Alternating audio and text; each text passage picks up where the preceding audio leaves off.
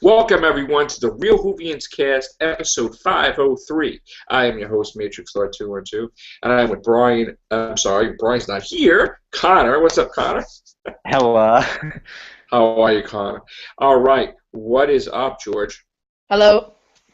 I'm so used to seeing Brian every time. And he's not here at one time. All right. So, now, what are we going to talk about today? Well, I thought we would go into that article that Stephen Moffat had stated that Doctor Who isn't, what do you say, Connor, too dark or something? He Too could dark, be. yeah. Yeah, you want to do that article maybe? Didn't he complain that people were saying it was too dark? Yeah. Let me get the article. Around, yeah. He wasn't complaining that it was too dark. He was complaining that other people were Yeah, Stephen Moffat has responded to complaints from critics who think that Doctor Who is now too dark, especially for younger viewers. Speaking to TV and Satellite Week magazine, he said, "I wish those people would do a bit of research. Go and discover what children are reading now. Harry Potter is very dark.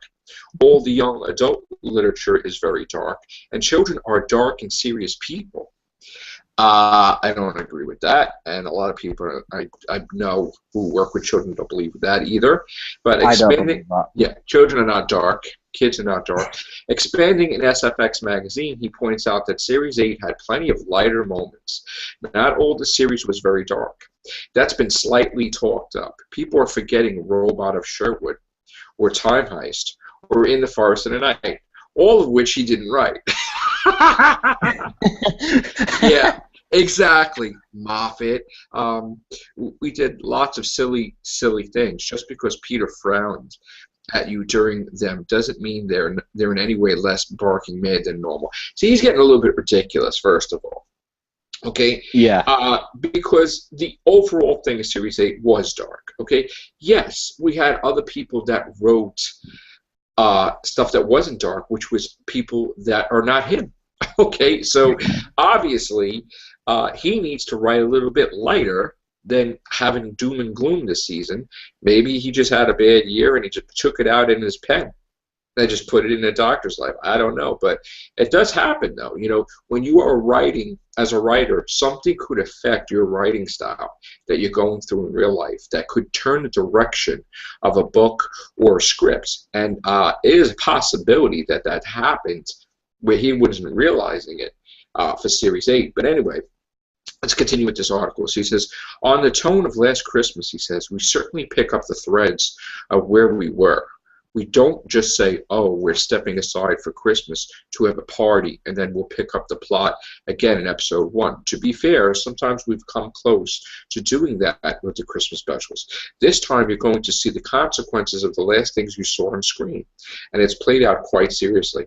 Darkness really comes from the complexity of danger and the friendship between the Doctor and Clara. A lovely and wonderful and warm and serious friendship though it is, if occasionally explosive, it's a troubling one.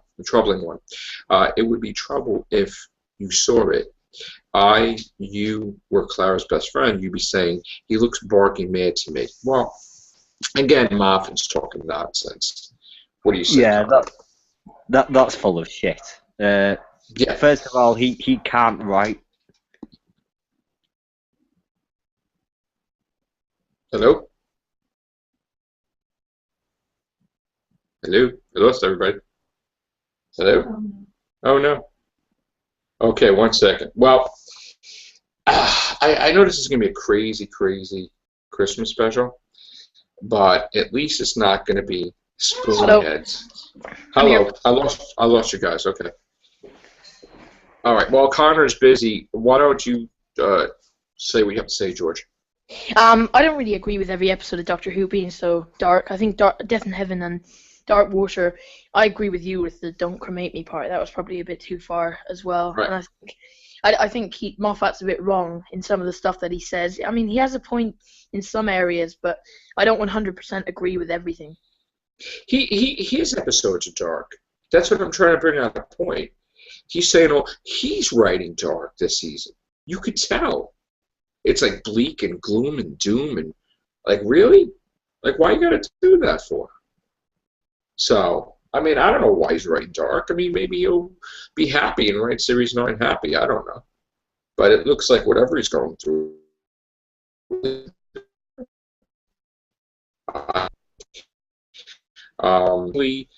we can get more constructive villains rather than stupid villains. Hopefully, he could have reoccurring villains, like classic series villains, that he could take care of properly and restore properly. Hopefully, Mark Gatiss could bring the Ice Warriors back in a new redesign, and Series 9 could be interesting. So that's it, gang. Other than that, I just, Moffat tends to write like the whole season in a certain way, and to me, when he was writing in Series 8, it was dark, and even the episodes where he had his hand in were dark. So Mark Gatiss was not dark, plain and simple. So was some of the other writers.